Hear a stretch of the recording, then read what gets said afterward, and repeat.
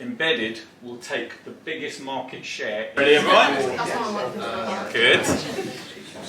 Right, I want to start my thing with a question. What's wrong with the front row?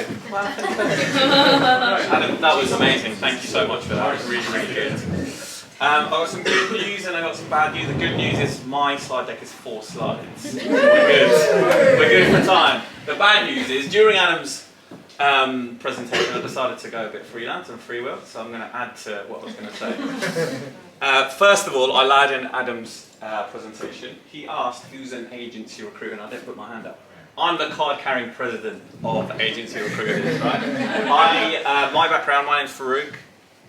I started my digital recruitment agency in 2005, similar time to yourself. My digital recruitment agency was called Digital Gurus. It turned out to be the biggest tech recruitment company, certainly in the UK, and we grew it internationally. We took it to around 150 million turnover, about 120 heads. I joined a larger entity in 2016. I sold it to a private equity group because I wanted to learn about RPO, which I went and did for the next 5 years. I sat on the board, which was fun, and learned loads. And Adam, agency recruiters haven't been like Wolf of Wall Street since 1984, my friend. Those days are long gone. I don't know, I think there's still some. There's definitely still some. You're absolutely right, there's definitely still some, there always will be. But part of my presentation is going to talk about how that model has evolved and what it's evolved into, because I agree with you that agency recruiters used to work for themselves. Not for the candidate, not for the customer certainly, for themselves, because it would be like, where am I going to get the biggest fee? What's going to be the shortest time to hire? What's going to be easiest for me? It's human nature, of course they're going to do that. Agency recruitment, in my opinion, has evolved to putting the customer at the heart of the product. If you think of it as like product, the customer's become at the heart of it, and that's what it's evolved into, and I'll talk about that. But the reason why I went to freelance a little bit was to go, I was the guy who built that business, so I'm the stakeholder. And it's a slightly different point of view for a lot of people in this room. It's like, well, what did you care about? What did you think about when you were growing this business? What were the mistakes that you made? There was something that you said in your presentation I really chimed with. So after I built this agency and did all of that, I decided to, my learning hadn't been formalised. Everything had been learned on the job. So I went and did a master's at London Business School. And we had this world expert in building global cultures. She's an American lady, she works for all the FTSE 100, and she goes in and she builds culture. She said there's 3 key things to a world-class culture. Autonomy, obviously like you said. Belonging, do they feel part of a team?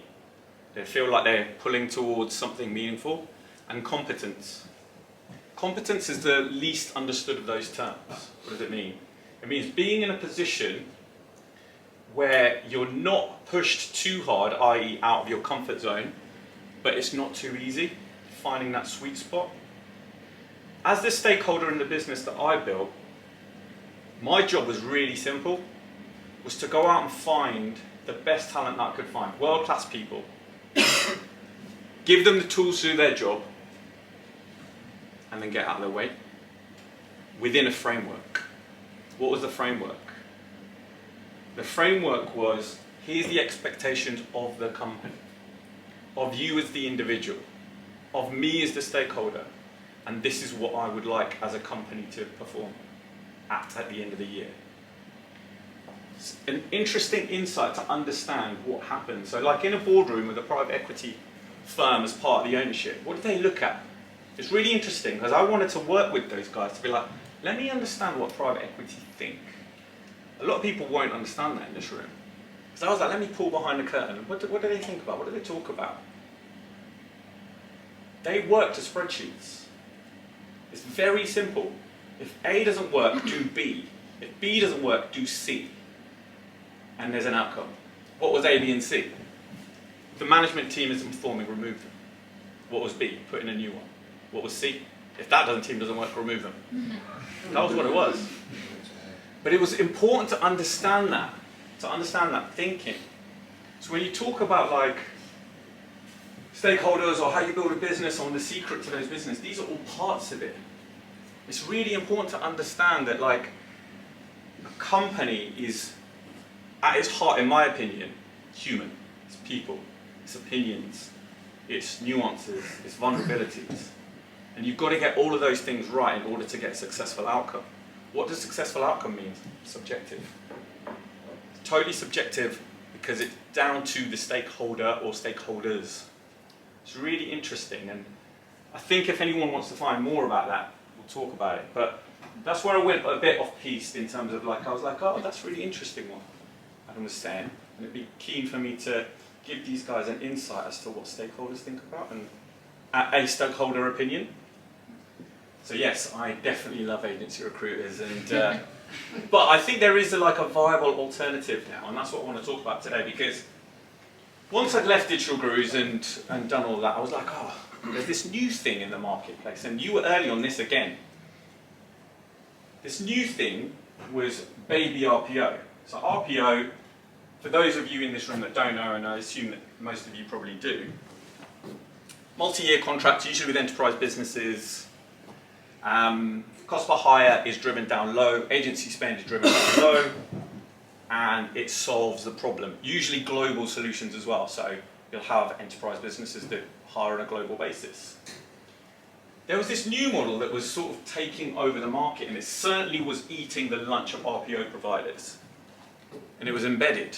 So what's embedded? What is it? Because a lot of people still to this day don't know what it is, because it's so new. I think embedded will take the biggest market share in recruitment over the next 5 to 10 years. It will take and eat the lunch of RPO, in my opinion. I think for those recruitment companies, transactional recruitment companies that don't offer it, they will significantly suffer. And I think it will be a massive partner to internal talent teams. I'll explain why I think that. First of all, what is it? It's not recruitment. Well, obviously it is. But what I mean is, most companies, when they think of recruitment, they think of fees, 18%, 20%, 15%. They think of Wolf of Wall Street. Hassle. They think of hassle. It's not positive perception. It definitely isn't. Embedded is different to that, because it's not seen as recruitment. That's a real strength of it. It's hyper agile. What do I mean by that?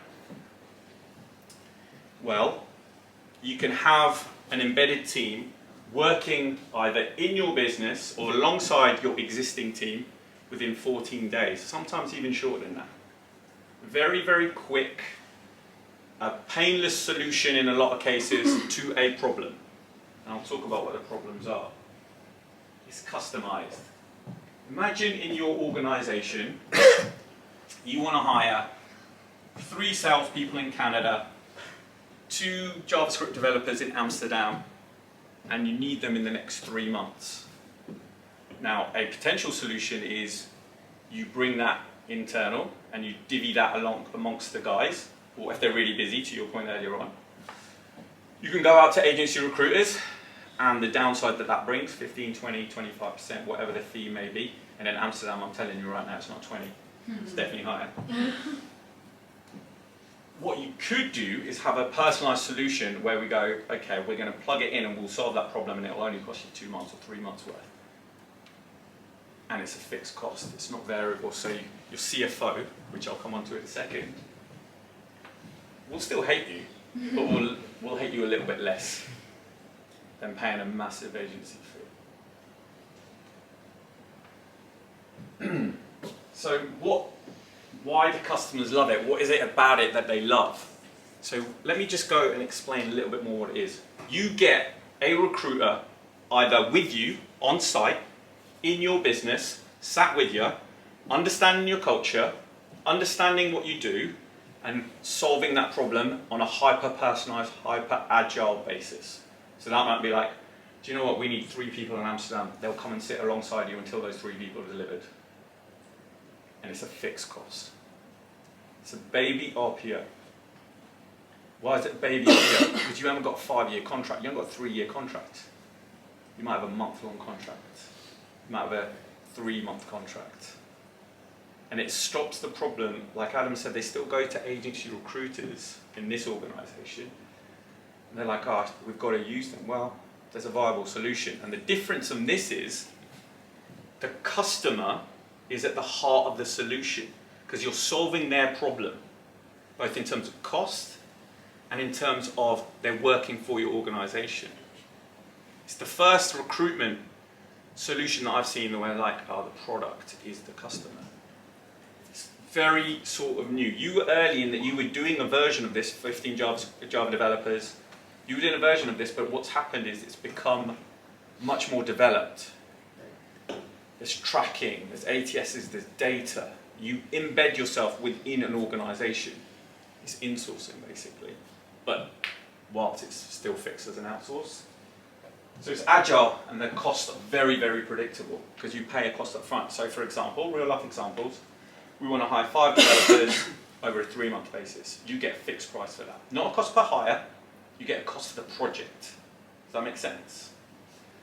CFOs, in my opinion, and I think this is a pretty accurate opinion on this one, I don't think they're going to be signing up for multi-year deals anymore in the world that we live in right now. I think they're really going to struggle to go, yeah, we'll sign off a new hire for the internal team, but we don't know if we're going to still be hiring in 3 months or 6 months or 9 months or 12 months. So where's the happy medium? I think it's this, and they prefer using this sort of solution, and I'll provide the data as to why I think that. The cost per hire is dramatically reduced versus agency spend, 60% on average in the models that have been using it, and it's still a very unique and young model. It's 2 years old on average. There's one that's done it a bit longer, but the market's about 2 years old. This is a big one. A lot of recruitment companies can't predict, or a lot of internal enterprise businesses and businesses can't predict what their hiring plan now is going to be like in 6 months, 12 months, 18 months. So at some points there's peaks and troughs. Right, we're going to be busy in this month, we're going to be quiet in this month. But you can't scale up or down in that time. So how do you solve that? This solution allows you to solve that. Because you can plug them in when you need them and you can take them out when you don't. Contractors are less cost effective if the solution needs more than one person. I had you in mind with this, Victoria, because I was like, yeah, I need to term this correctly. Because if you're looking to hire more than one person, the average contractor recruiter in the market that I'm aware of, and please correct me if I'm wrong here, is at least £300 plus right now a day. The average monthly cost for this sort of solution is around £6,500. That's unlimited hires. Not unlimited, but you understand what I mean, because no one's unlimited.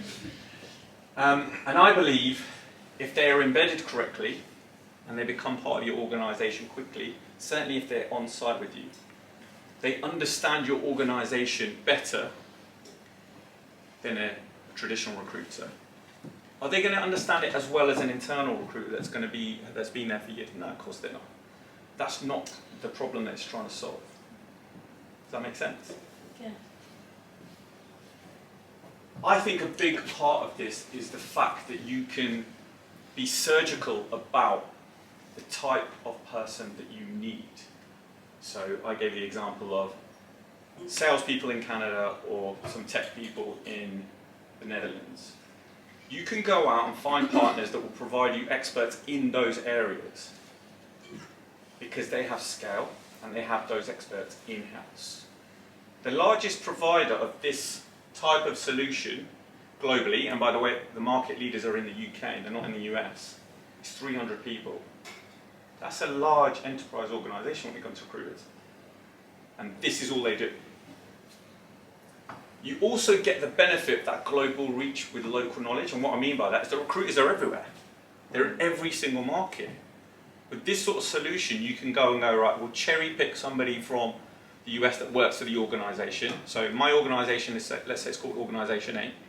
I've got one in the US, I've got one in Canada, I've got one in India, one in the Middle East. And you can plug them in where the customer requires and plug them off when the customer requires. Now that's an operational challenge for the organisation, but that's the organisation's problem, not the customers. Does that make sense? with the right partners, it works. I don't mean the right partners on the customer side. If the customer picks the right partner, this works. It's a proven model now. How do I know that? All of these companies have used it. Look at those brands. These are not small organizations.